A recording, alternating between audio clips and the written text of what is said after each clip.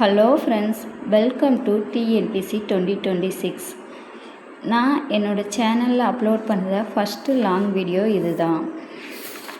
நான் டிஎன்பிசிக்கு படிக்கணும் அப்படின்னு நினச்சோடனே நான் பண்ணின தப்பை தான் ஃபஸ்ட்டு யோசித்து பார்த்தேன்.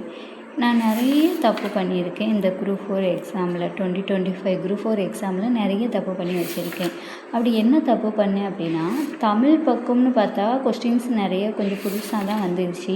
என்னால் முடிஞ்ச ஸ்கோர் 79 தான் தமிழில் போட முடிஞ்சிச்சு, போட்டேன். ஜிகே அண்ட் மேக்ஸில் ரொம்ப கம்மியாகிருச்சு.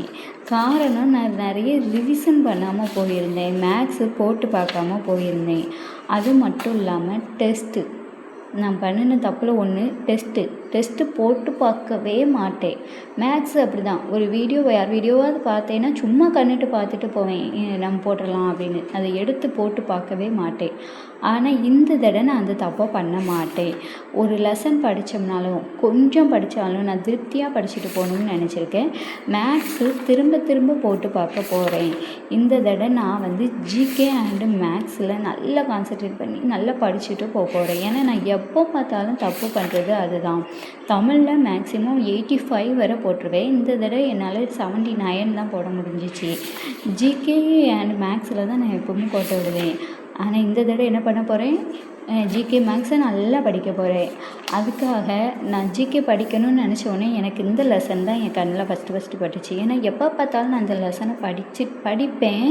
ரிவிஷன் பண்ணாதனால எனக்கு இந்த லெசனை திரும்ப படிக்கையில் புதுசாக படிக்கிற மாதிரியே இருந்துச்சு. ஆனால் இந்த தடவை அப்படி இல்லை, பொறுமையாக படிக்க போகிறேன்.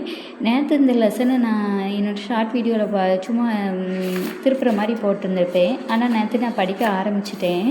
இந்த லெசன் தேசியம் காந்திய காலகட்ட ஒரு முக்கியமான லெசன், குரூப் 4க்கு ஒரு முக்கியமான லெசன்னு சொல்லலாம். இதுலேருந்து கொஸ்டின்ஸ் கேட்பாங்க.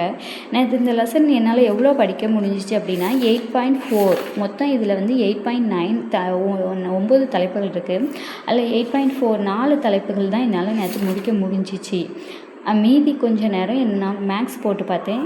தமிழ் நான் இன்னும் என்ன படிக்கணும் அப்படின்னு முடிவு பண்ணலை. இன்னும் கொஞ்சமாக தான் நான் படிக்க ஆரம்பிக்க போகிறேன்.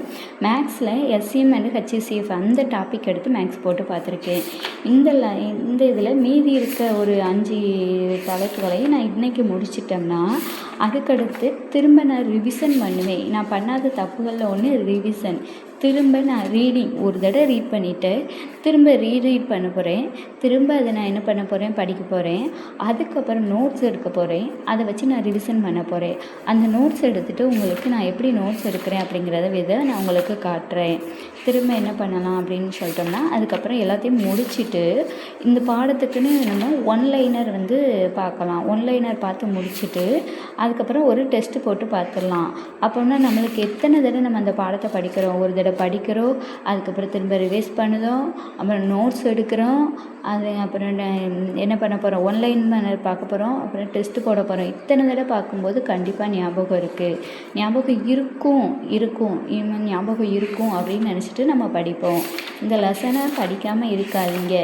திருப்பும்போது நிறைய பக்கம் இருக்குது அப்படின்னு நம்மளுக்கு தோணுனாலும் இது ஈஸியாக தான் இருக்குது. படிக்க ஈஸியாக தான் இருக்கும். 4 தலைப்பு படிச்சிருக்கேன். இந்த 4 தலைப்பு ஈஸியாக தான் இருக்குது. அதே மாதிரி மீதி 5 தலைப்பும் ஈஸியாக தான் இருக்கும் அப்படின்னு சொல்லிட்டு நம்ம மனசில் நினச்சிக்கோங்க. எதுவுமே கஷ்டம் கிடையாது, ஈஸியாக தான் இருக்கும். இது என்ன புக்கில் இடையில ஒரு பேப்பர் இல்லைன்னா என் பாப்பா கிழிச்சிட்டாங்க. புக்கு அங்கங்கே கீச்சு தான் இருக்கும். இது எல்லாமே என்னோடய பாப்பாவோட வேலை தான். இப்படி பண்ணி வச்சுருக்காங்க.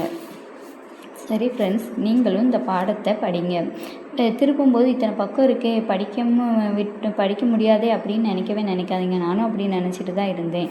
கொஸ்டின்ஸ் இதிலேருந்து கேட்குறாங்க. நம்ம என்ன பண்ண போகிறோம், ஒரு கொஸ்டின் 2 கொஸ்டின்னாலும் என்ன பண்ண போகிறோம், இந்த பாடத்துலேருந்து வரப்போது நம்ம என்ன பண்ண போகிறோம், படிச்சுட்டு போகிறோம். கண்டிப்பாக கொஸ்டின் 2026 குரூப் 4 டிஎன்பிசியில் நம்ம கண்டிப்பாக வேலை வாங்குகிறோம். டிஎன்பிசி 2026 குரூப் 4 படிக்கிற எல்லாருக்குமே ஆல் தி பெஸ்ட்டு. உங்களால் முடியும்னு நினச்சி படிங்க.